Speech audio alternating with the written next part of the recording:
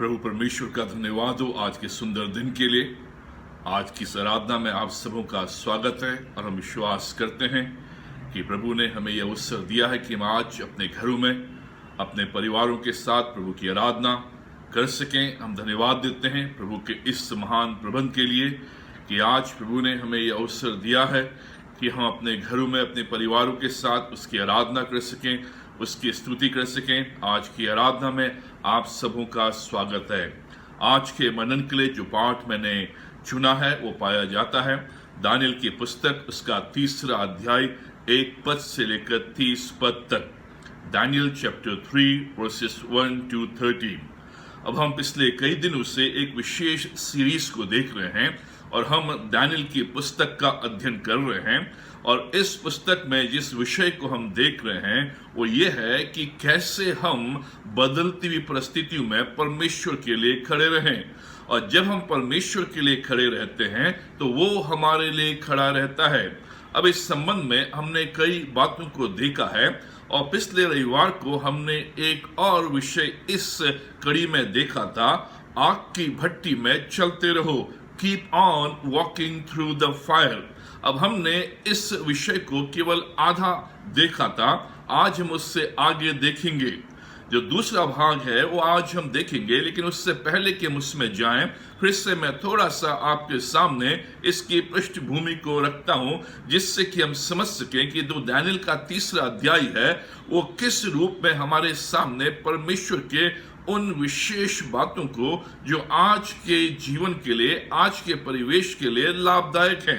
और हमने इस बात को देखा था कि जो दानियल का 3 अध्याय है उसमें नबूकदनेस्सर राजा एक लंबी चौड़ी मूर्ति को स्थापित करता है और वो मूर्ति स्वयं की मूर्ति है, राजा की प्रतिमा है। और वो पूरे विश्व में ये ऐलान करता है कि जितने भी बुद्धिजीवी हैं, जितने भी अधिपति हैं, जितने भी अधिकारी हैं, जितने भी ज्योतिषी हैं, जितने भी बड़े लोग हैं, वे सब के सब बाबुल में आए और वहां पर इस मूर्ति के आगे गिरकर, झुककर, दंडवत करके इसकी आराधना करें। और इस भीड़ में जो करीबन 1 लाख से अधिक लोग थे उसमें शद्रक, मेशक और अबेदनगो भी थे।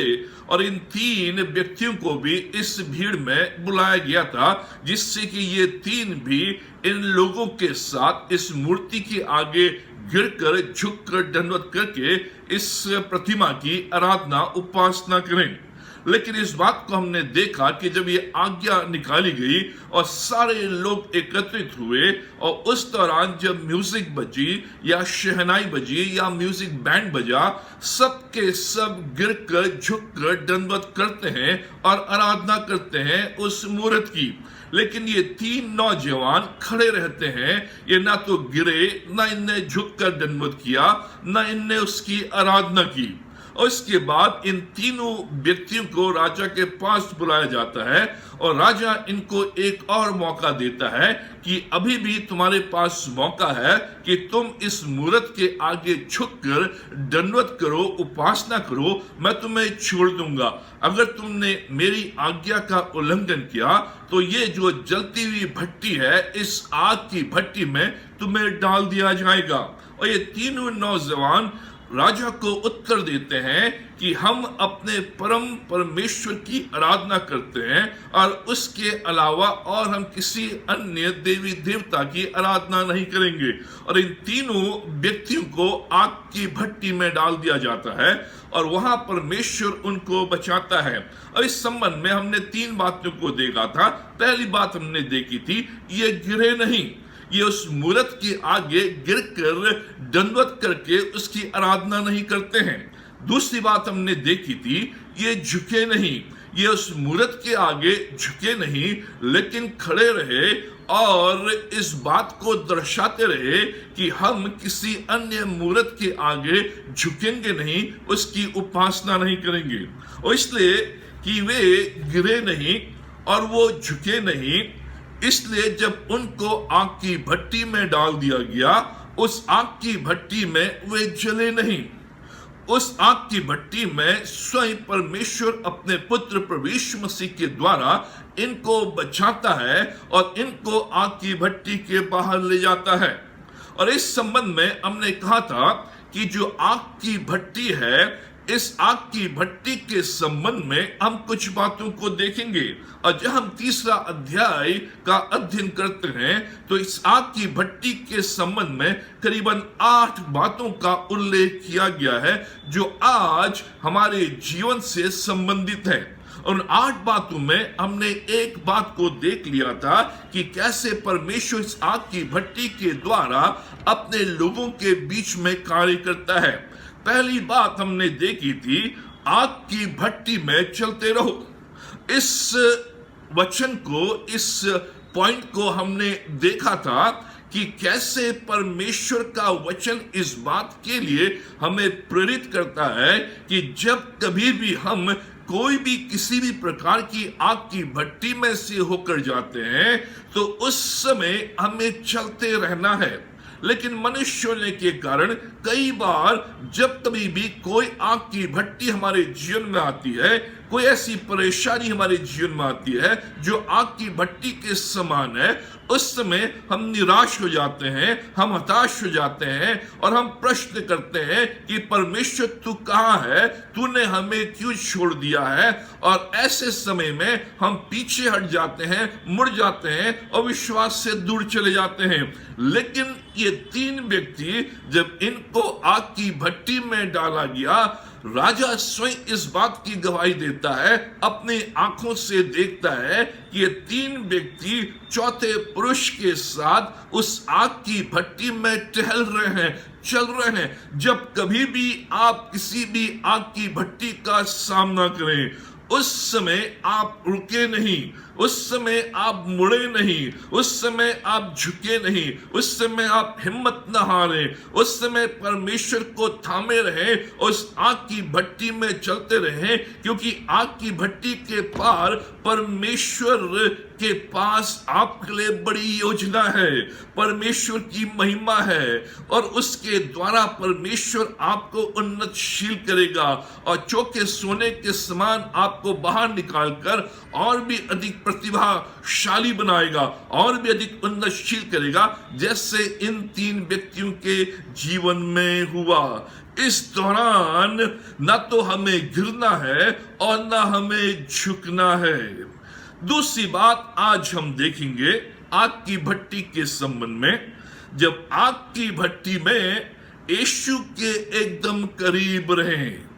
जब कभी भी आग की भट्टी का अनुभव आप अपने जीवन में करते हैं, उस दौरान यीशु मसीह के एकदम करीब रहें, उसके समीप रहें। Stay close to Jesus. अब यहां पर हम देखते हैं कि जो राजा है वो ये कह रहा है कि मैंने 3 पुरुषों को इस आग की भट्टी में डाला है, ये चौथा पुरुष कौन है?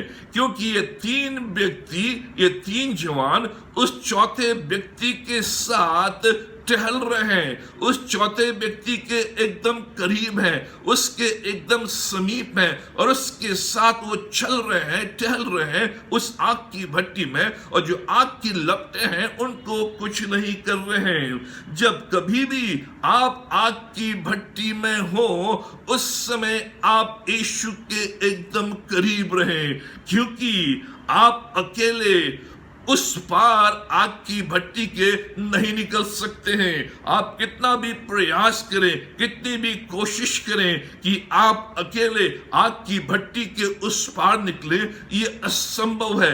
इसलिए उस आग की भट्टी के उस पार निकलने के लिए स्टे क्लोज टू जीसस।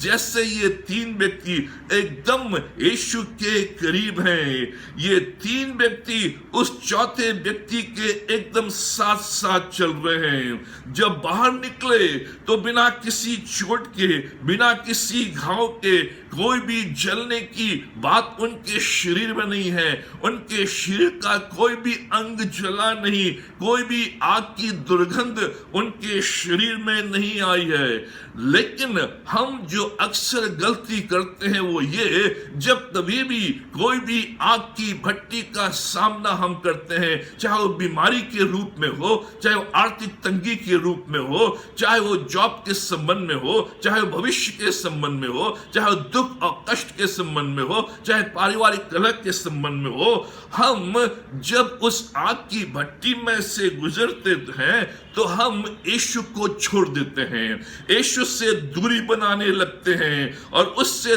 दूर चले जाते हैं, क्योंकि हम सोचते हैं कि यीशु ने हमें छोड़ दिया है, हम उसके पीछे पीछे चल देते तो क्यों इस आग की भट्टी का अनुभव मैं कर रहा हूं। और ये प्रश्न हमारे अंदर संदेह को उत्पन्न करता है और हम यीशु से दूरी बनाने लगते हैं, बाइबल पढ़ना छोड़ देते हैं, प्रार्थना करना छोड़ देते हैं, सेवा करना छोड़ देते हैं, संगति करना छोड़ देते हैं। उसके एकदम पास रहें, नहीं तो आप अपने उस सुरक्षित स्थान में निकल नहीं पाएंगे, अपने आप सुरक्षित आग की भट्टी के उस पार निकल नहीं पाएंगे। ये 3 व्यक्ति इसलिए आग की भट्टी से बाहर निकले क्योंकि उस आग की भट्टी में यीशु के साथ एकदम करीब थे। अय्यूब कहता है 23वां अध्याय उसके 11वें पद में, और मैं उसी का मार्ग बिना मुड़े थामे रहा। अय्यूब कह रहा है कि जब मैं इस आग की भट्टी में से होकर गुजर रहा था, बिना मुड़े उसके मार्ग को थामे रहा। मैं उस मार्ग से मुड़ा नहीं, मैं उस मार्ग से भटका नहीं, मैंने यीशु के हाथ को छोड़ा नहीं, उसकी समीपता को छोड़ा नहीं, उसकी उपस्थिति को अपने जीवन में महसूस करते हुए आगे बढ़ता चला गया। आप यीशु के साथ ज्यादा सुरक्षित हैं, चाहे आप आग की भट्टी में क्यों ना हो। इन तीनों ने अपने मन में पहले से ही ठान लिया था कि हम उस आग की भट्टी में जाकर रुकेंगे नहीं, बैठेंगे नहीं, हम चलते रहेंगे, प्रभु की आराधना करते रहेंगे, उसकी सेवा करते रहेंगे, चाहे कुछ भी क्यों ना हो जाए। इसलिए दानियेल उसके 3 अध्याय 17 से 18 पद में ये जवान राजा से कहते हैं, राजा तुझे मालूम हो कि हम केवल अपने जीवित परमेश्वर की ही उपासना करेंगे, चाहे कुछ भी क्यों ना हो। हम नहीं जानते हैं कि हमारे साथ भविष्य में क्या होने वाला है, हम नहीं जानते हमारे लिए इसके बाद क्या रखा है, हम नहीं जानते आग की भट्टी में और आग की भट्टी के बाहर हमारे लिए क्या रखा है। लेकिन जो कुछ भी हमारे जीवन में आए, हम उसके साथ चलते रहेंगे, वही हमारी नैया को पार लगाएगा। तीसरी बात आग की भट्टी के संबंध में, आग की भट्टी को देखकर आश्चर्यचकित न हो। जब कभी भी आप आग की भट्टी को देखें, जब कभी भी आप आग की भट्टी में से होकर जा रहे हो, उस आग की भट्टी को देखकर चकित न हो, अचंभा न करें। ये तीनों व्यक्ति उस आग की भट्टी को देखकर चकित नहीं हुए। राजा ने कहा, देखो वो आग की भट्टी है, अगर तुमने दंडवत नहीं किया, अगर तुम झुके नहीं, अगर तुमने उपासना नहीं की, देखो तुम्हारा हाल क्या होगा। वो है आग की भट्टी और उसको मैं 7 गुना और कर दूंगा। उस आग की भट्टी को उनने देख लिया था और वो राजा से कहते, राजा हम उस आग की भट्टी को देखकर चकित नहीं है, हम उस आग की भट्टी को देखकर आश्चर्यचकित नहीं हो। हम जब भी आग की भट्टी में से होकर जाएं तो हमें आश्चर्यचकित नहीं होना है। और कई बार हम चकित हो जाते हैं, कई बार हम अचंभा करते हैं, परमेश्वर सब कुछ तो ठीक चल रहा था, मैं तेरे पीछे पीछे चल रहा था, मैं 10वां अंश भी दे रहा था, मैं तेरी गवाही भी दे रहा था, बराबर चर्च भी दा रहा था, हर कार्य अच्छे रूप में कर रहा था। अचानक ये दुर्दशा, अचानक ये दुर्घटना, अचानक ये दुख कैसे? आग की भट्टी का सामना हमें करना होगा। कई बार हम इसका सामना इसलिए करते हैं क्योंकि दूसरों ने गलतियां की हैं, कई बार इसका सामना हम इसलिए करते हैं क्योंकि हमने गलतियां की हैं, कई बार इसका सामना हम इसलिए करते हैं कि परमेश्वर हमारे लिए उस आग की भट्टी के पार कुछ और अधिक उत्तम रखता है, इसलिए वो हमें उस आग की भट्टी में से होकर जाने देता है। पहला पतरस 4 अध्याय उसके 12 और 13 पद में लिखा है, हे प्रियो, जो दुख रूपी अग्नि तुम्हारे परखने के लिए तुम में भड़की है, इससे ये समझकर अचंभा न करो कि कोई अनोखी बात तुम पर बीत रही है। परमेश्वर का वचन स्पष्ट करता है, जब भी तुम इस अग्नि रूपी भट्टी आग में से होकर जाओ, अचंभा मत करना। ये कोई अनोखी बात नहीं है, ये जीवन का एक हिस्सा है और इससे होकर हमें जाना है। जब किसी भी तरह की आग की भट्टी आती है, चाहे वो बीमारी के रूप में हो, चाहे वो संकट के रूप में हो, तो हम तुरंत ये सोचते हैं कि क्यों परमेश्वर मुझे दंड दे रहा है। ये हमारी प्रतिक्रिया होती है। जब भी हम आग की भट्टी का सामना करते हैं तो हम चकित हो जाते हैं और हम ये सोचने लगते हैं कि परमेश्वर मुझे दंड दे रहा है। हम ये सोचने लगते हैं कि मैंने ऐसा क्या किया कि जो परमेश्वर मेरे साथ ऐसा होने दे रहा है। मैंने क्या ऐसा किया कि मेरे साथ ये सब कुछ हो रहा है। जब भी हम आग की भट्टी का सामना करते हैं तो हम ये सोचने लगते हैं कि परमेश्वर मेरी परीक्षा क्यों ले रहा है। हम आश्चर्यचकित हो जाते हैं, हम अचंभित हो जाते हैं, हम सोचते हैं हम तो विश्वासी हैं, इसलिए हम आग की भक्ति से मुक्त हैं। ये हमारी विचारधारा है और इसलिए हम आश्चर्यचकित हो जाते हैं। हम सोचते हैं हम परमेश्वर के अनुयायी हैं, हम उसके प्रिय पुत्र और पुत्रियां हैं, इसलिए हम आग की भट्टी से मुक्त हैं। हमें आग की भट्टी में से होकर जाना नहीं होगा। लेकिन परमेश्वर का वचन ये बताता है कि हम इस संसार में हैं और हम भी इस आग की भट्टी से मुक्त नहीं हैं। किसी ना किसी प्रकार की आग की भट्टी हमारे जीवन में आएगी। कोई ना कोई ऐसी बात होगी जो हमारे जीवन को दुख या तकलीफ पहुंचाएगी। आग की भट्टी के समान हमारे सामने आएगी, हम उससे मुक्त नहीं हैं। अब दानियल इस आग की भट्टी में नहीं है। ये 3 व्यक्ति इस आग की भट्टी में है, लेकिन दानियल नहीं है। लेकिन शेरों की मान में दानियल है, ये 3 व्यक्ति नहीं है। कोई ना कोई आग की भट्टी आपके जीवन में रहेगी। अब दानियल के जीवन में ये आग की भट्टी नहीं थी, लेकिन दानियल के जीवन में शेरों की मान थी। उस शेरों की मान में से वो होकर गया। हम इस संसार में रहते हैं, इसलिए हम इस आग की भट्टी से मुक्त नहीं है। इसलिए जब कभी भी कोई ऐसी अड़चन, परेशानी, कठिनाई हमारे जीवन में आती है, हम चकित ना हो। हम भी उम्रदार होंगे, हम भी दुख दर्द से गुजरेंगे, हम भी गलतियां करेंगे, हम में भी कमी कमजोरी है। शैतान हमें हराने की कोशिश करेगा, शैतान हमें डराने की कोशिश करेगा, क्योंकि वो हमसे घृणा करता है। हमें आग की भट्टी में डालने की कोशिश करेगा, लेकिन हमें चकित नहीं होना है। इसलिए भजन संहिता उसका 34वां अध्याय उसके 19वें पद में लिखा है, धर्मी जन पर बहुत सी विपत्तियां तो पड़ती हैं, परंतु यहोवा उसको उन सब से मुक्त करता है।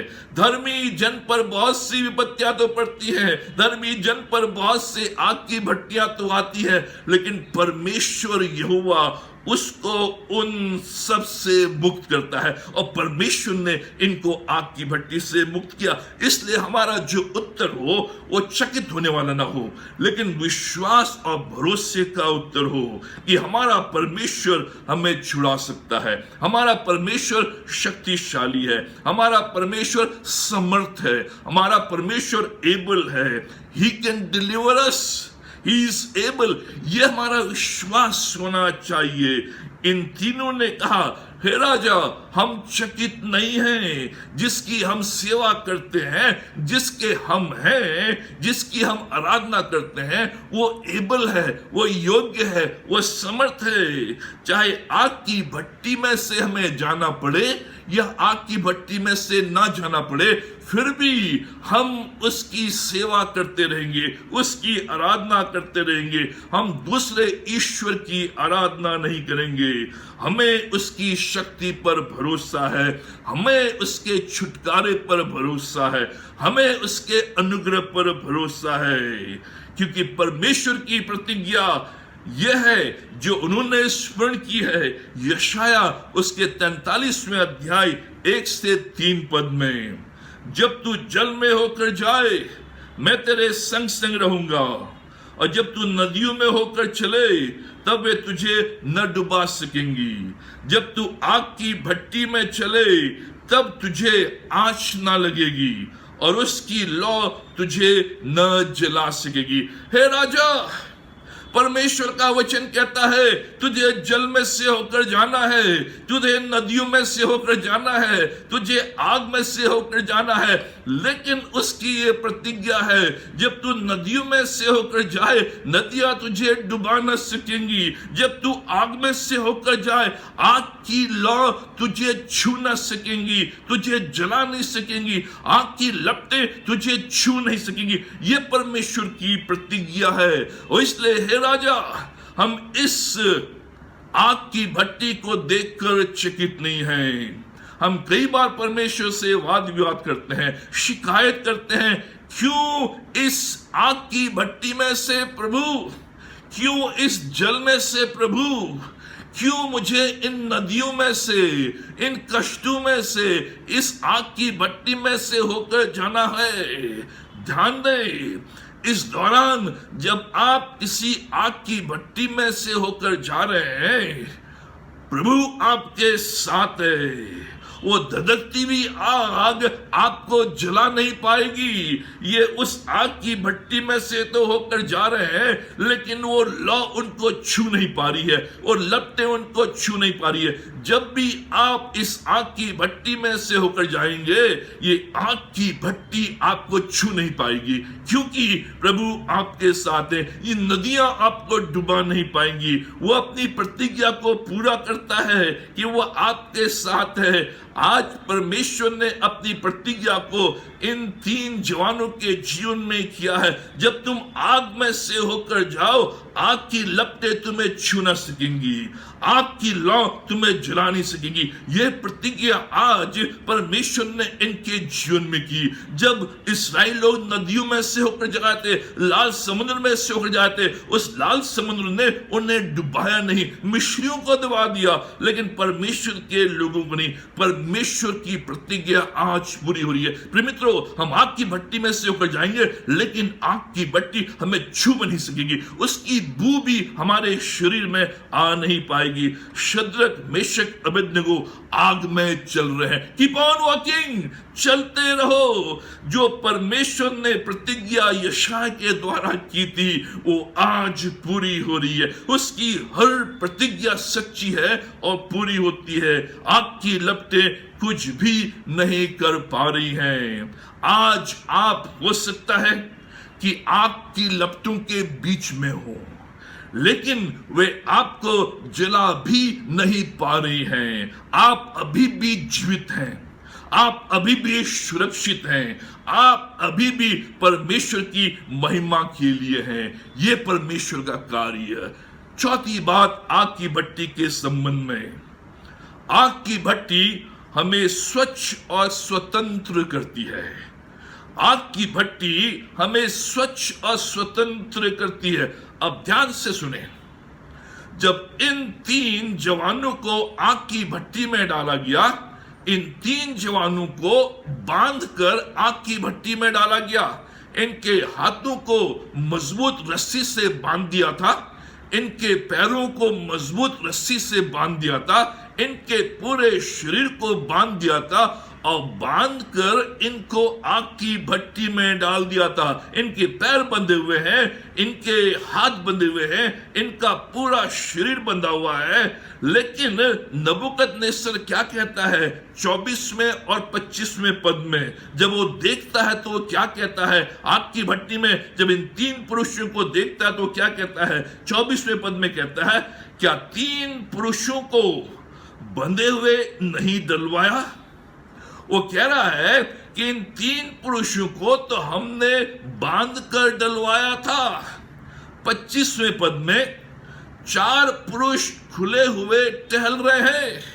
ये राजा की गवाही है, मैंने तो इनको मजबूत रस्सी से बांधकर उस आग की भट्टी में डाला था, लेकिन ये 4 पुरुष टहल रहे हैं, ये वॉक कर रहे हैं, ये चल रहे हैं, इनके बंधनों को क्या हो गया?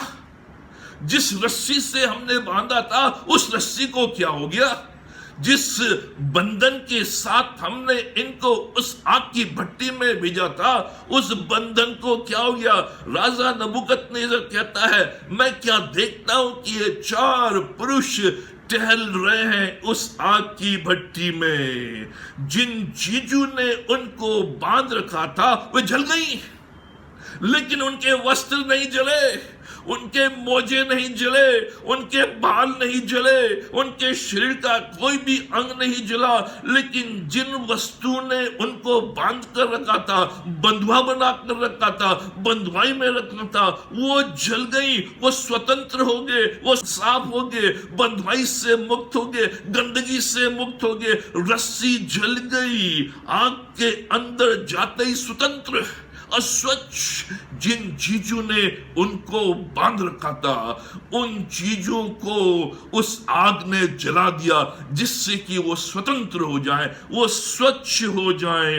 और बाहर जब वो आए तो वो परखे हुए, ताए हुए, स्वच्छ, पूर्ण सोने के समान आए।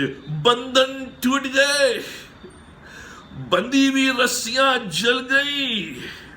आग में चलते समय वही चीजों को हम खोते हैं जिनके द्वारा हम बंधे हुए हैं। आग की भट्टी आपको जलाती नहीं है, आग की भट्टी आपको साफ करती है, आपको स्वच्छ करती है, आपको स्वतंत्र करती है।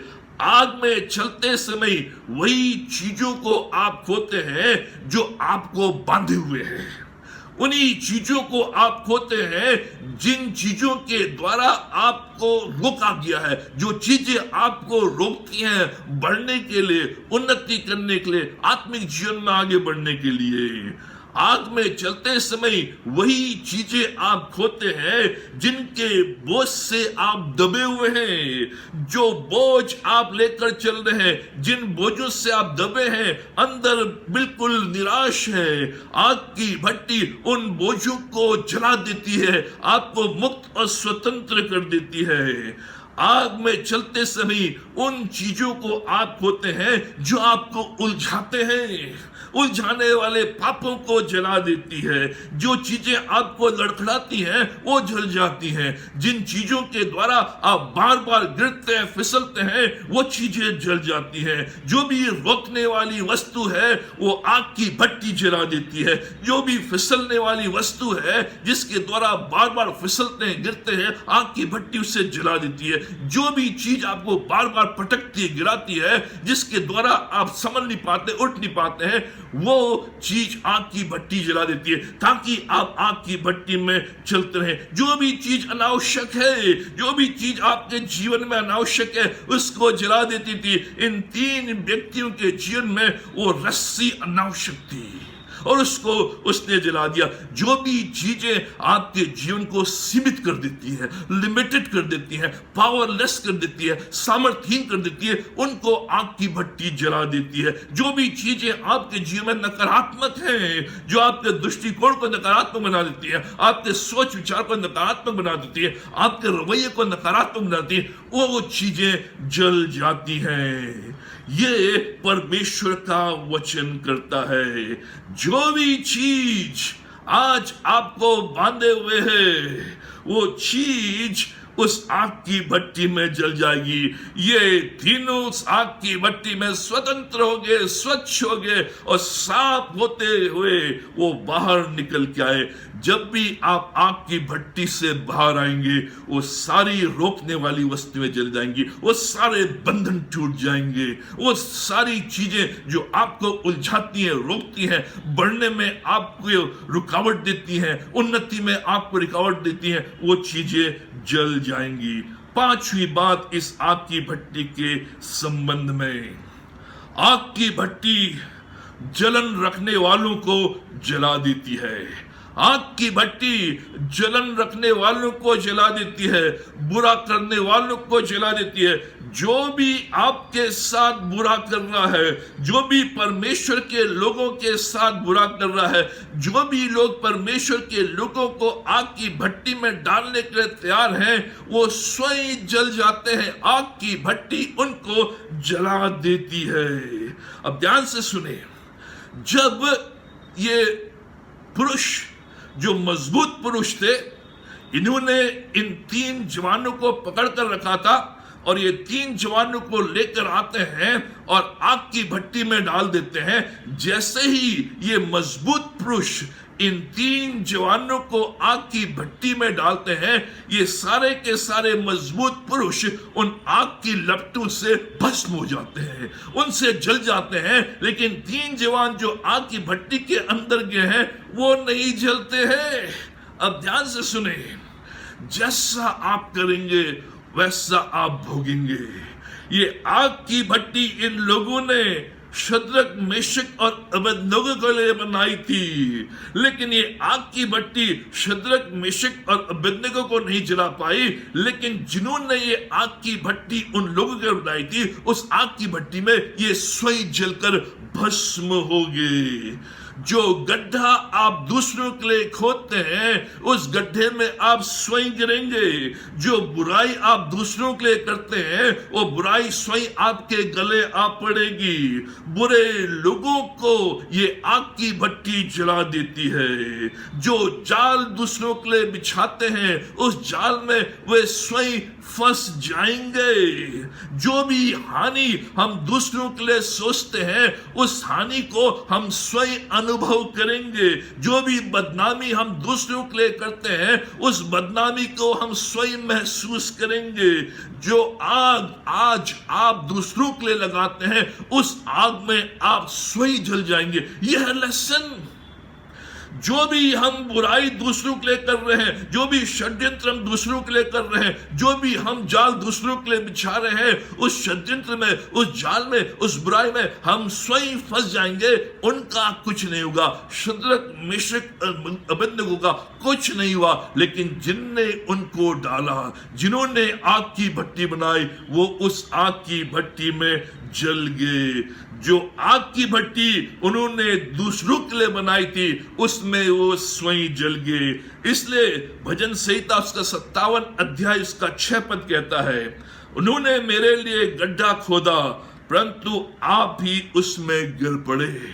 जो गड्ढा हम दूसरों के लिए खोदते हैं, उस गड्ढे में वो नहीं गिरेंगे, आप ही गिरेंगे, हम भी गिरेंगे। इसलिए जो आग की भट्टी है, जलन रखने वालों को, बुरे करने वालों को, बुराई करने वालों को, जाल बिछाने वालों को, गड्ढा खोदने वालों को, आग की भट्टी उनको जला देती है। इसलिए स्मरण रखें कि अगर हम दूसरे के लिए कुछ गलत सोच रहे हैं, दूसरे के लिए हम गलत कार्य कर रहे हैं, दूसरे का षड्यंत्र कर रहे हैं, तो षड्यंत्र में, उस जाल में हम स्वयं ही फंस जाएंगे। और ये इन लोगों के साथ हुआ। छठी बात आग की भट्टी के संबंध में, आग की भट्टी में आपको संभालने के लिए प्रभु यीशु पहले से ही वहां उपस्थित रहता है। आग की भट्टी में आपको संभालने के लिए प्रभु यीशु मसीह स्वयं उस आग की भट्टी में उपस्थित रहता है। राजा ने पूछा, हमने तो 3 व्यक्तियों को इस आग की भट्टी में डाला था, ये चौथा व्यक्ति कौन है?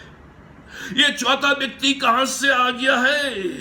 ये 4 व्यक्ति उस आग की भट्टी में चल रहे हैं, ये चौथा व्यक्ति कौन है? कब ये अंदर आया? कहां से अंदर आया? गेट तो एक ही है, उस गेट को तो हमने बंद कर दिया है, ये चौथा व्यक्ति कहां से आया? राजा आश्चर्यचकित, जो प्रभु के लिए खड़े होंगे, प्रभु उनके लिए खड़ा होगा। ये जो राजा है, ये आश्चर्यचकित, कि ये चौथा व्यक्ति कौन है।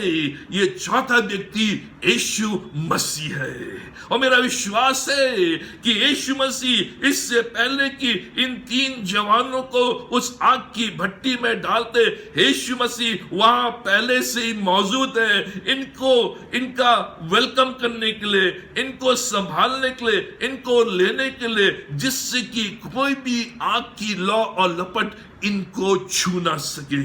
अब ध्यान से सुने, दूसरे अध्याय में हमने देखा था कि जो मूर्ति राजा ने स्वप्न में देखी थी, और दानियल बताता है कि एक पत्थर आता है और पत्थर आकर इस मूर्ति पर लगता है और इस मूर्ति को चकनाचूर कर देता है, और ये पत्थर आगे चलकर एक पहाड़, एक बड़ा चट्टान बन जाता है और पूरे पृथ्वी में फैल जाता है। और वो पत्थर, वो चट्टान, वो पहाड़ यीशु मसीह था। तीसरे अध्याय में ये जो चौथा पुरुष आग की भट्टी में है, ये यीशु मसीह है। पुराने नियम में हम प्रभु यीशु को कई बार परमेश्वर के पुत्र के रूप में बार बार विभिन्न घटनाओं में देखते हैं। अब 25वें पद में राजा स्वयं कहता है, चौथे पुरुष का स्वरूप ईश्वर के पुत्र के सदृश है। जो चौथा पुरुष हम उस आग की भट्टी में देख रहे हैं, उसका जो स्वरूप है, जो दिख रहा है, वो परमेश्वर के पुत्र के स्वरूप है। स्वर्ग से उतरकर आग की भट्टी में यीशु आ गया है और आग की भट्टी को आदेश देता है कि ठंडी हो जा। 7 गुना इस आग की भट्टी को और गर्म कर दिया था, लेकिन जैसे यीशु उस आग की भट्टी में आता है और जैसे इन 3 को उस आग की भट्टी में डाला जाता है, यीशु उससे पहले ही उस आग की भट्टी को आदेश देता है, ठंडी हो जा। एयर कंडीशन रूम उसने बना दिया था। जैसे उसने उस तूफान को, जिस तूफान से चेले घबरा रहे थे, उस समुद्र में जबरदस्त तूफान उठा और यीशु मसीह ने उस तूफान को डांटा और तूफान शांत हो गया, उसी प्रकार से यीशु मसीह ने इस आग की भट्टी में, उस आग की भट्टी को आदेश दिया कि तू ठंडी हो जा। इससे पहले कि इन 3 जवानों को आग की भट्टी में डाला जाता, प्रभु यीशु मसीह वहां पहले से ही मौजूद है, उनको संभालने के लिए मौजूद है, उनको जलने से बचाने के लिए मौजूद है, उनकी देखरेख करने के लिए वहां उपस्थित है, उनको शाबाशी देने के लिए वहां उपस्थित है, उनको हिम्मत देने के लिए वहां उपस्थित है। जीवन के अंत तक मैं तुम्हारे संग रहूंगा, मैं तुम्हें नहीं छोड़ूंगा। चौथा पुरुष उस स्थान में इन लोगों को संभालने के लिए, जब भी आप आग की भट्टी में से होकर जाते हैं, यीशु मसीह पहले से ही उस आग की भट्टी में उपस्थित है, आपको संभालने के लिए, आपको बचाने के लिए, आपकी देखरेख करने के लिए, आपको शाबाशी देने के लिए। ये 3 अंदर गए थे, लेकिन अंदर 4 व्यक्ति पाए गए, और जब बाहर आए तो केवल 3 व्यक्ति ही बाहर आए। प्रश्न उठता है, चौथा व्यक्ति कहां है? उत्तर है, आज भी वो आग की भट्टी में है। ये चौथा पुरुष अभी भी आग की भट्टी में है। इन तीनों को उसने उस आग की भट्टी में संभाला, सुरक्षित रखा, चौके सोने के समान बनाया और भी इनको अच्छा बनाया और सुरक्षित आग की भट्टी के बाहर भेज दिया और स्वयं आग की भट्टी में। आज भी यीशु मसीह आग की भट्टी में है। जब भी हम आग की भट्टी में से गुजर कर जाते हैं, वो वहां उपस्थित है, हमें लेने के लिए, हमें संभालने के लिए, हमें चोट से बचाने के लिए, आग की लपटों से बचाने के लिए, डूबने से बचाने के लिए, बर्बादी से बचाने के लिए, टूटने से बचाने के लिए, बिखरने से बचाने के लिए, उत्साहित करने के लिए, शाबाशी देने के लिए। जब आप आग में चलते हैं, आप अकेले नहीं हैं। इससे पहले कि आप अपना कदम उस आग की भट्टी में रखें, यीशु वहां मौजूद है उसको ठंडा करने के लिए और आपको संभालने के लिए। वो आज भी अपने लोगों को आग की भट्टी से बाहर सुरक्षित निकालता है, इसलिए वहां है ताकि उनको संभाले और उनको पूर्ण करके, सिद्ध करके और अधिक प्रतिभाशाली बनाकर, बलवान बनाकर उनको बाहर भेजे, ताकि वो डबल सामर्थ्य के साथ परमेश्वर के कार्य को कर सकें। सातवीं बात इस आग की भट्टी के संबंध में, आग की भट्टी हमें ऊंचाई में ले जाती है। आग की भट्टी हमें ऊंचाई में ले जाती है। आग की भट्टी का जबरदस्त काम है, परमेश्वर बुराई को भलाई में बदल देता है। राजा ने कहा इनको ऊंचा करो। अंतिम जो पद है 30 पद, उसमें बताया गया है, राजा ने कहा इनको राज दरबार में ऊंचे पद तो ऊंचा अधिकारी बनाओ। आग में चलते रहने के बाद जब वो उस पार आते हैं, आग की भट्टी उन्हें ऊंचाई में ले जाती है। पद 28 में राजा कहता है, धन्य है शद्रक, मेशक और अबेदनगो, मैं जान गया हूं कि तुमने क्या किया और क्यों किया। मैं जान गया हूं कि तुमने राजा की आज्ञा का उल्लंघन क्यों किया। मैं इस बात को समझ गया हूं। राजा उनके परमेश्वर को ऊंचा करता है और 30वें पद में राजा इन तीनों को ऊंचा स्थान देता है। शासन को चलाने में राजा की सहायता करेंगे। आग आपको ऊंचाई में ले जाती है। ये तीनों के तीनों राजा के क्रोध के सामने खड़े हैं, लेकिन जब आग की भट्टी में से बाहर आते हैं, राजा इनको दरबार में ऊंचे पद में नियुक्त करता है। आग की भट्टी से पहले ये राजा के क्रोध के सामने, लेकिन आग की भट्टी से निकलने के बाद ये राजा के महल में उसके साथ शासन करने के लिए। जो भी चीज उनके जीवन को पीछे खींच रही थी वो आग में जल गई, लेकिन परमेश्वर ने इनको बाहर सुरक्षित निकाला। जो बुराई लोगों ने इनके जीवन के लिए ठानी थी, परमेश्वर ने उस बुराई को भलाई में बदल दिया। जो आग इनने जलाई थी इनको मारने के लिए, इनको बर्बाद करने के लिए, इस आग को परमेश्वर ने इस्तेमाल इस रूप में किया कि इस आग के द्वारा ये ऊंचाई में आ सके। आपको इस बात को बार बार सुनना चाहिए। जो भी आपके जीवन में बुरा होता है, जो हम सोचते हैं, परमेश्वर उसको भलाई में बदल देता है। उस आग में से होकर आप आज जा रहे हैं, उस आग में से होकर आज आप जा रहे हैं, आपको मालूम नहीं ये आग आपको ऊंचाई में ले जा रही है, राजा के दरबार में ले जा रही है, प्रतिष्ठित बना रही है। और यही इनके साथ हुआ। जो भी आपके जीवन में बुरा होता है, परमेश्वर उसको भलाई में बदलता है। चाहे शैतान के द्वारा वो बुरा हो, चाहे विरोधियों के द्वारा या अन्य व्यक्तियों के द्वारा, परमेश्वर उसमें कार्य करता है ताकि उसके द्वारा आपके लिए भलाई उत्पन्न हो। आप सोचेंगे कि आग की भट्टी आपको कैसे ऊंचाई में ले जाएगी। आप सोचेंगे आग की भट्टी में जाते समय ये आग की भट्टी मुझे बर्बाद कर रही है, लेकिन परमेश्वर आपके लिए एक बड़ी जीत लेकर आ रहा है। इन 3 जवानों को मालूम नहीं था आग की भट्टी के बाहर क्या है, आग की भट्टी उनके जीवन को कैसे बदल देगी, लेकिन परमेश्वर आपके लिए आग की भट्टी के बाद एक बड़ी जीत लेकर आ रहा है। वो आपकी आग की भट्टी में कार्यशील है, वो वहां मौजूद है और वो कार्य कर रहा है। अब स्वतंत्रता आने वाली है। तीनों जवान राजा के दरबार में, आग की भट्टी में नहीं, अब स्वतंत्रता आने वाली है, ऊंचाई आने वाली है। अब ये आग की भट्टी के बाद राजा के दरबार में अब चंगाई आने वाली है, अब बहुतायत आने वाली है, अब पूर्ति आने वाली है, प्रमोशन आने वाला है, ऊंचा पद आने वाला है, उन्नति आने वाली है, बढ़ोतरी आने वाली है, प्रकाशन आने वाला है, खुशखबरी आने वाली है। पूर्णता आने वाली है, स्वच्छता आने वाली है, मैच्योरिटी आने वाली है, आत्मिक समझ आने वाली है। आग की भट्टी इन चीजों को हमें देती है। आग की भट्टी के द्वारा ऊंचाई में परमेश्वर हमें ले जाता है।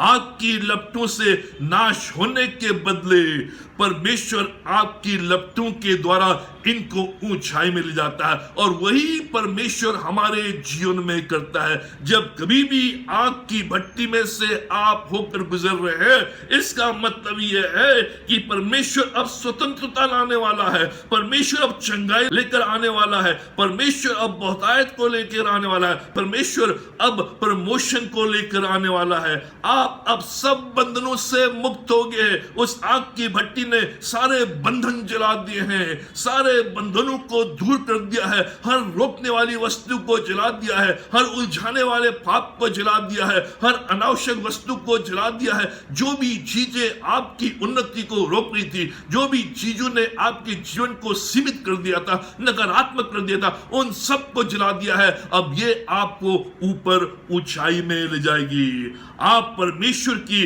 उस सामर्थ पर भरोसा कर सकते हैं, उसकी विश्वास योग्यता पर भरोसा कर सकते हैं। और जब आप आग की भट्टी से बाहर आते हैं और आग की भट्टी आपको ऊंचाई में ले जाती है, तो आपके अंदर परमेश्वर की सामर्थ का अनुभव, आपके अंदर परमेश्वर की भलाई का अनुभव, आपके अंदर परमेश्वर की विश्वास योग्यता का अनुभव। अब जब आने वाली यात्रा है, उस यात्रा के लिए आपके अंदर परमेश्वर के प्रति और भी अधिक विश्वास, जब आने वाली यात्रा है, उस आने वाली यात्रा के लिए अब आपके अंदर परमेश्वर के प्रति और भी अधिक भरोसा। इन तीनों को मालूम नहीं आग की भट्टी में कौन है और आग की भट्टी के पार क्या है। इनको मालूम नहीं कि आग की भट्टी में कौन है और आग की भट्टी के पार क्या है। जब ये आग की भट्टी के अंदर गए, इन्हें मालूम चला आग की भट्टी में तो मेरा यीशु है, मेरा परमेश्वर है, शक्तिशाली परमेश्वर है। और जब वो आग की भट्टी के बाहर आए, उनने प्रमोशन देखा। उन्हें मालूम नहीं आग की भट्टी के बाहर क्या है। आग की भट्टी के बाहर ऊंचाई है, प्रमोशन है और आगे बढ़ने का बड़ा कार्य है। आठवीं और अंतिम बात, परमेश्वर का नाम ऊंचा होता है।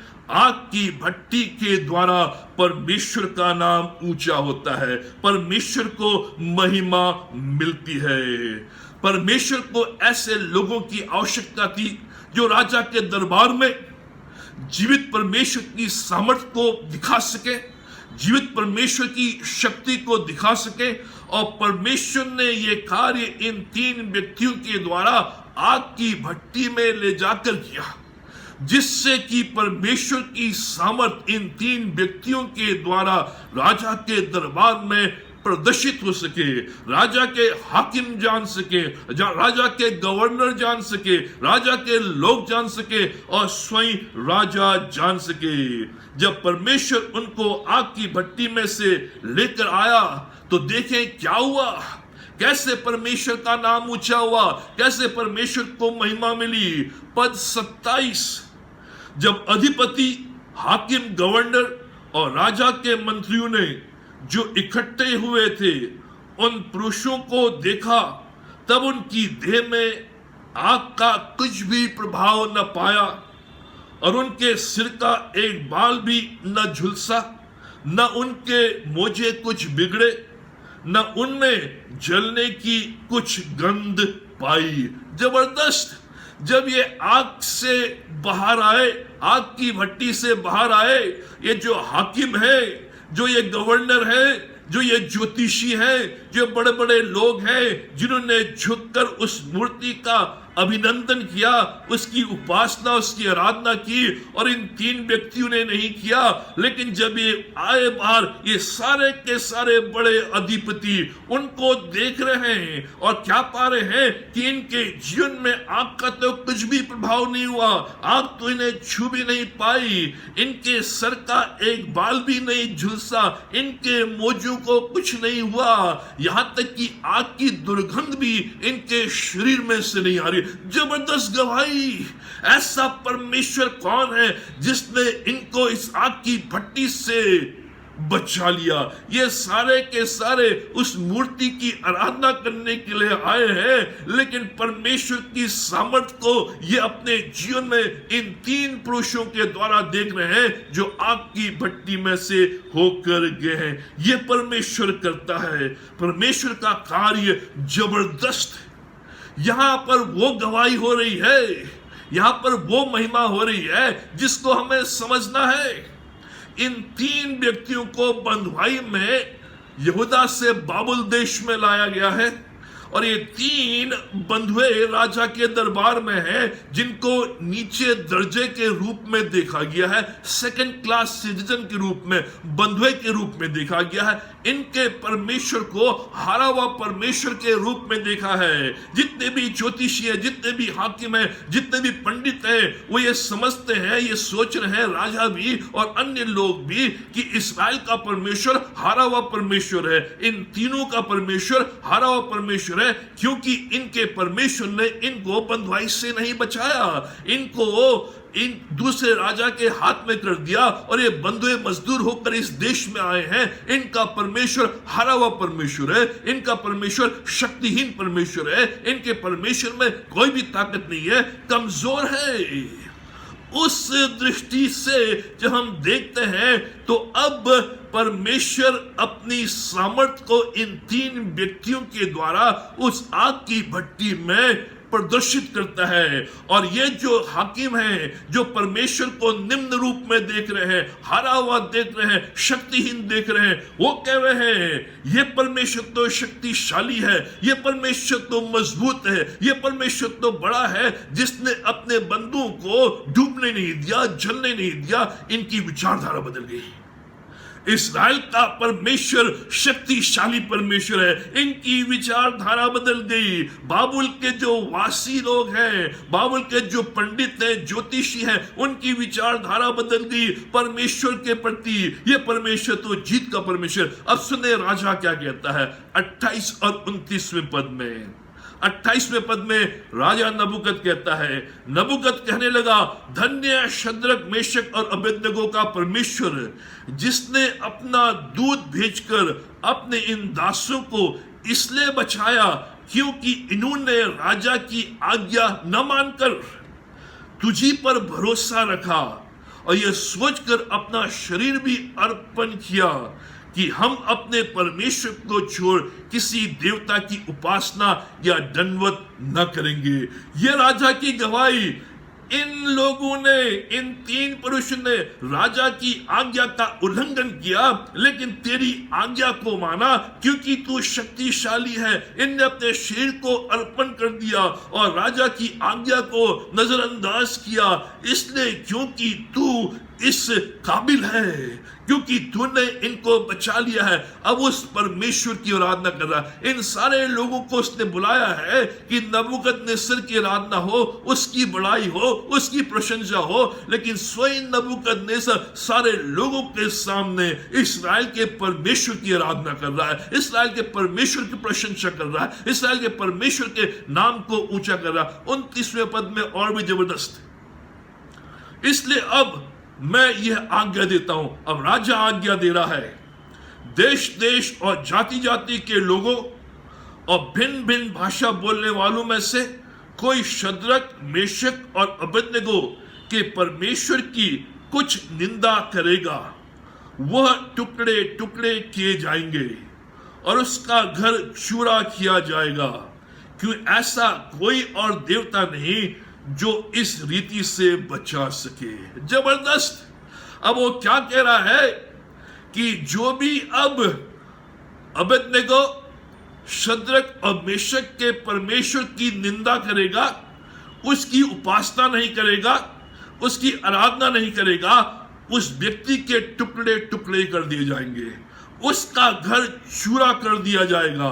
दूसरे शब्दों में, मैंने तुम सबको यहां इसलिए बुलाया था कि मेरी आराधना हो, मेरी उपासना हो और पूरे पृथ्वी के ऊपर मुझे ईश्वर करके माना जाए। लेकिन मैं अब यह आज्ञा देता हूं, मेरी उपासना मत करो, मेरी आराधना मत करो, लेकिन इस परमेश्वर की आराधना करो जिसने हमें आग की भट्टी से निकाला है। आग की भट्टी से पहले वो कह रहा है, मेरी आराधना करो, मेरी उपासना करो, जो नहीं करेगा उसको आग की भट्टी में डाल दिया जाएगा। आग की भट्टी के बाहर वो क्या कह रहा है? आग की भट्टी से निकलने के बाद वो क्या कह रहा है?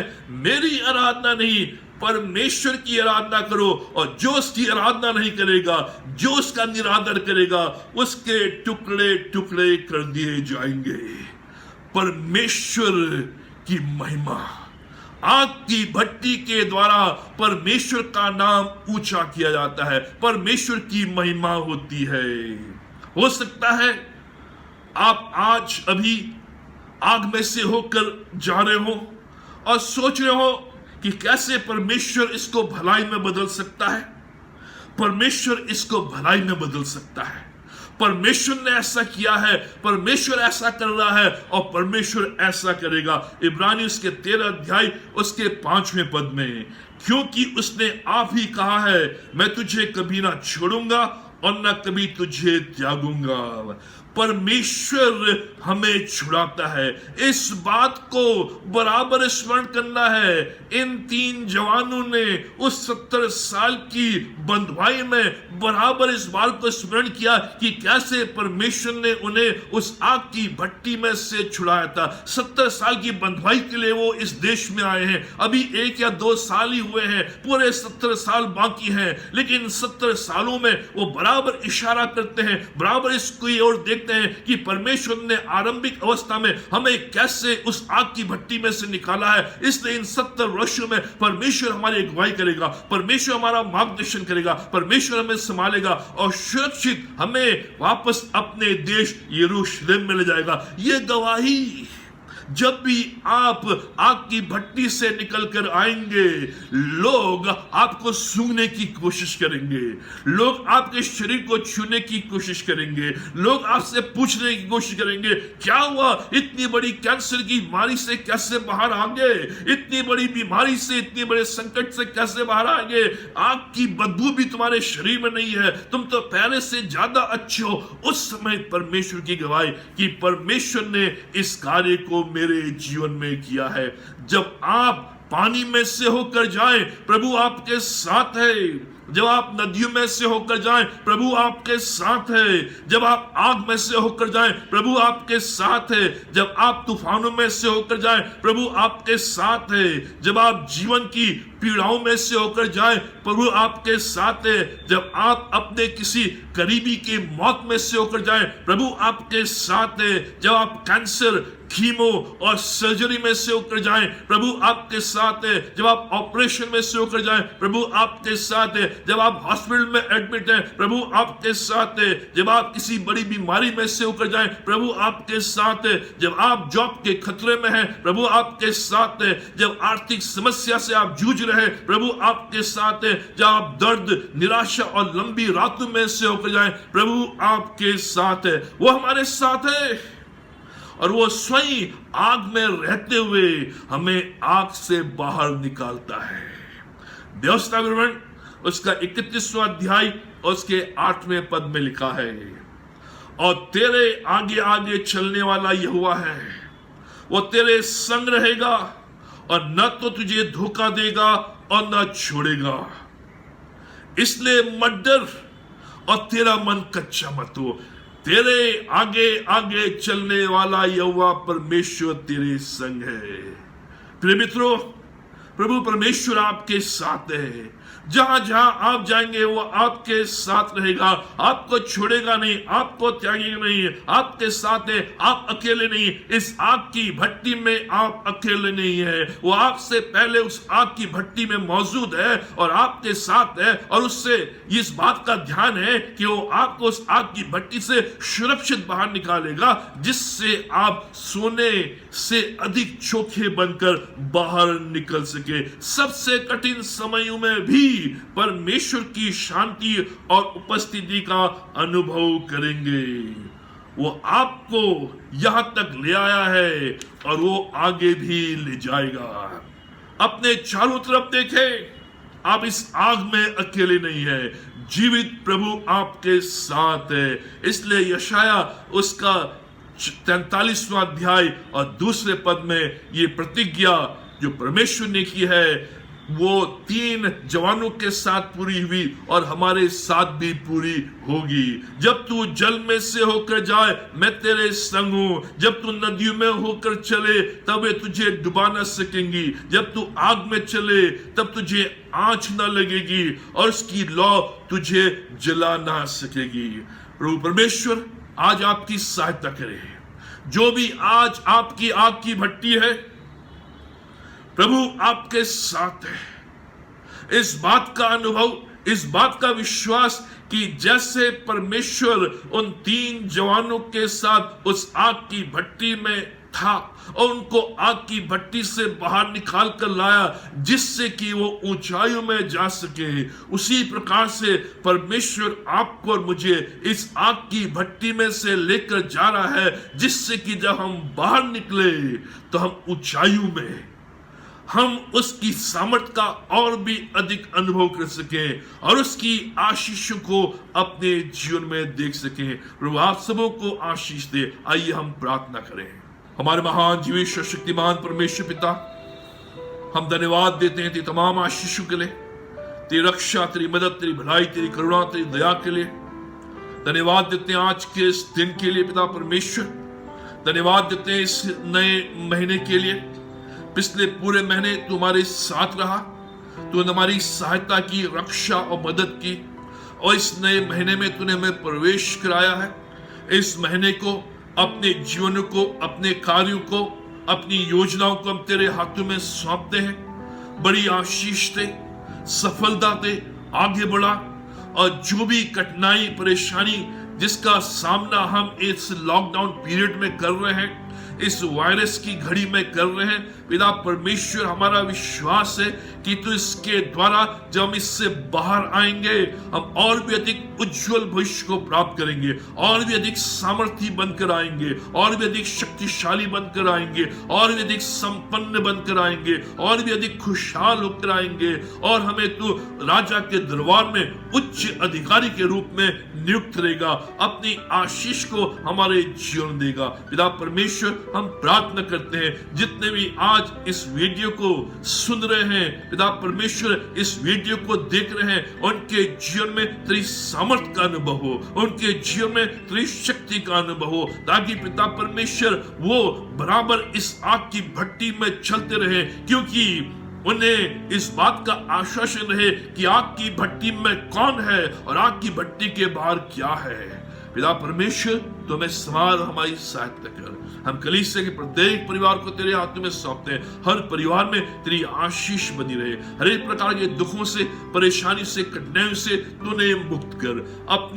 अपने भंडार से उनकी तू सहायता कर, जो भी आवश्यकता है अपने खजाने से पूरा कर। तुम्हें संभाल, हमारी सहायता कर। इस पूरे दिन तुम्हारी रक्षा और मदद कर, क्योंकि ये सब कुछ अपने उद्धारकर्ता प्रभु यीशु मसीह के नाम में मांगते हैं, आमीन। अब प्रभु यीशु मसीह का अनुग्रह, पिता परमेश्वर का प्रेम और पवित्र आत्मा की संगति हम सबों के साथ आज और हमेशा तक बनी रहे, आमीन।